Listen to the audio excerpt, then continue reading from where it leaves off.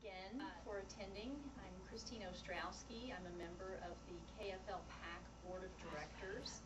We have asked you to join us today because we have a very happy announcement to make. We are making an endorsement today of Congressman Tiahrt, who is running for Senator Sam Brownback's seat, which will be vacant in 2010.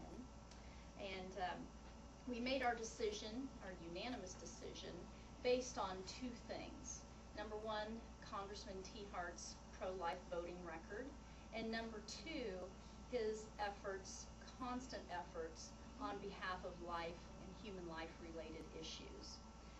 Congressman Tiahrt has been in Washington serving this area for 14 years.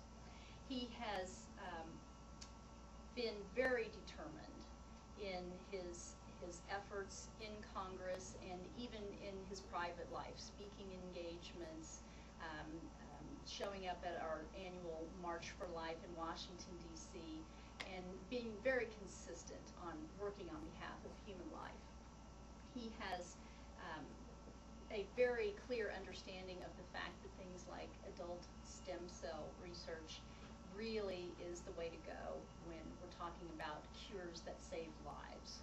He knows and has more knowledge than most congressmen when it comes to issues like this, and has even sponsored the 1999 Tiahrt Amendment. This was amended to the Global Health and Child Survival Act, and this helped to save women and children's lives in other countries, and also at the same time protected the integrity of American tax dollars. Congressman Tiahrt has either led or joined the efforts to fight against taxpayer-funded abortions here and overseas.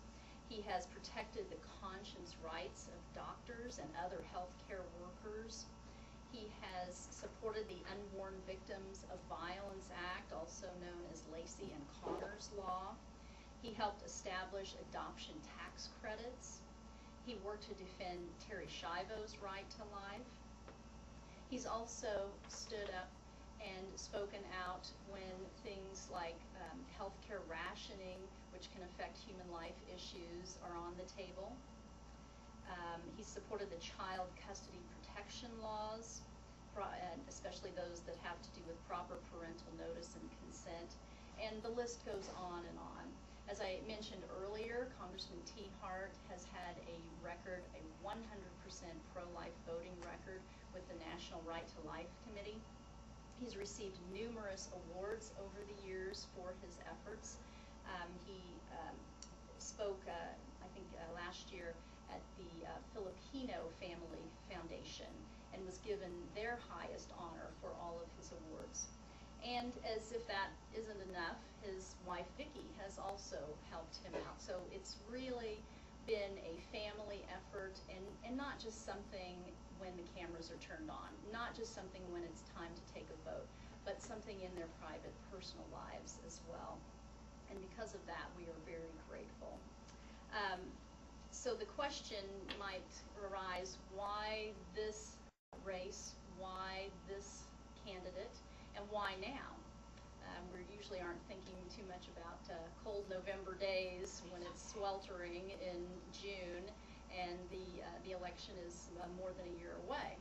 Well, the answer is really very simple. It's because when we have a candidate of this caliber, we simply just couldn't wait. We wanted to share the news with you and do everything that we can do to help Congressman Tiahrt. That someone, again, of Congressman Tiahrt's caliber is someone that really is needed at this time. The current administration has stated very clearly that they are working on behalf of issues that are anti-life, and it's kind of an unusual timing because the recent Gallup poll has told us that the majority of Americans now self-identify as being pro-life.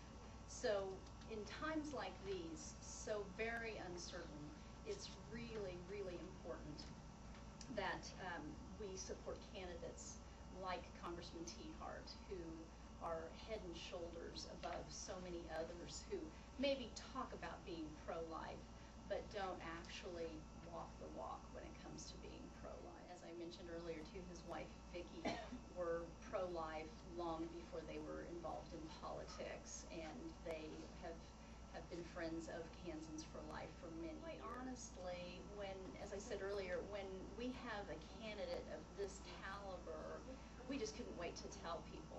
We are so excited about it.